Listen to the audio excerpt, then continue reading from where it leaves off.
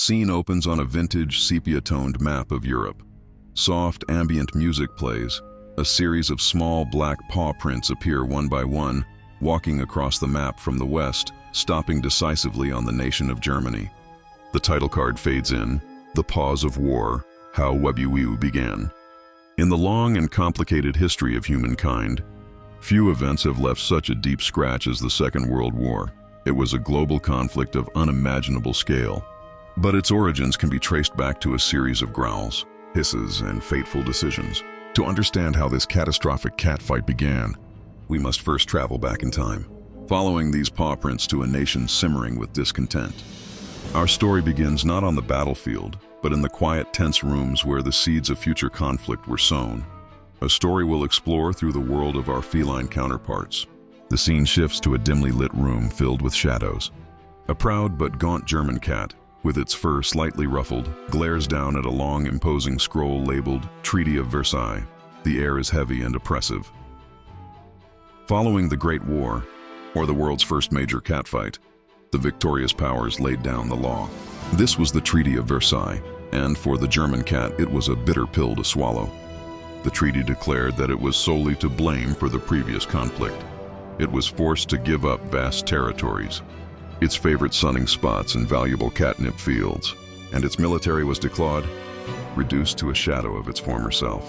Worst of all, it was ordered to pay an enormous sum in reparations, a debt so large it seemed designed to keep its food bowl empty for generations. This wasn't just a peace treaty. It felt like a punishment, a public shaming that left a deep and festering wound of national humiliation. The German cat stared at the scroll, its eyes filled not with remorse, but with a burning resentment that would smolder for years to come. Cut to a grand plaza. The German cat, now looking sleek and powerful, stands on a high podium. It meows with charismatic ferocity to a vast, cheering crowd of thousands of other cats, all mesmerized. The imagery is stark and powerful, with banners waving. Out of this simmering anger, a powerful voice emerged. The German cat, with promises of restoring pride and reclaiming lost glory, captivated the masses. It spoke of a new era, a time when their nation would no longer be the underdog, but the top cat of Europe. Standing on podiums before enormous adoring crowds, it delivered speeches that were both hypnotic and menacing. It promised to tear up the hated treaty, to rebuild their strength, and to expand their territory, creating more living space for their kind. This aggressive rhetoric resonated deeply with a feline population that felt wronged and forgotten, and they rallied behind their new leader with a fervent, almost fanatical devotion. The growls of discontent were becoming a roar of aggression. The scene changes to a diplomatic meeting. A plump British cat wearing a monocle nervously pushes a small fish skeleton towards the German cat. The German cat looks at the offering with disdain, sniffs, and arrogantly turns its head away. As the German cat began to rearm and flex its newly grown claws, the other powerful cats of Europe watched with growing anxiety. The British cat and the French cat, haunted by the memory of the last great conflict, were desperate to avoid another. They chose a strategy known as appeasement. The idea was simple. Give the aggressive cat a little of what it wants, and hopefully it will be satisfied and calm down. When the German cat demanded new territories, they offered concessions, hoping each one would be the last. They offered up a fish skeleton, hoping it would be enough. But this policy was based on a fatal misunderstanding. The German cat didn't just want a snack. It wanted the entire fish market. Each concession was seen not as a gesture of peace, but as a sign of weakness, making it bolder and hungrier for more.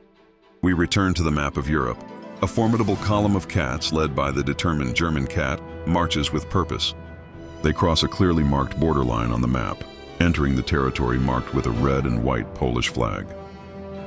Having already annexed neighboring lands with little resistance, the German cat set its sights on its next target, the territory of the Polish cat. On September 1, 1939, it unleashed its forces. This was not a minor territorial dispute. It was a full-scale invasion, a swift and brutal display of military might. The column of cats marched across the border, a clear and undeniable act of war that shattered the fragile peace of Europe. The policy of appeasement had failed spectacularly. The line had been crossed, both literally on the map and figuratively on the world stage. There would be no more negotiations, no more nervous offerings of fish skeletons. The time for talk was over. Final scene. The British cat and the French cat stand side by side, their faces grim and resolute. They let out a sharp declarative hiss.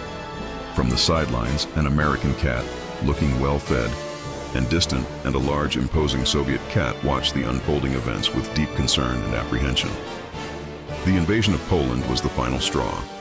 Realizing that the German cat's ambition was limitless and could not be contained by peaceful means, the British and French cats had no choice left. They stood firm, their expressions hardened with resolve, and officially declared war. The world was now formally divided. From across the ocean, the American cat watched the chaos begin, concerned but determined to stay out of the fray. And to the east, the enigmatic Soviet cat observed the situation, its own plans and allegiances shrouded in mystery. The hisses of anger had escalated into declarations of war, plunging the continent and soon the entire world into the darkness of a second global conflict. The paws of war were now on the march.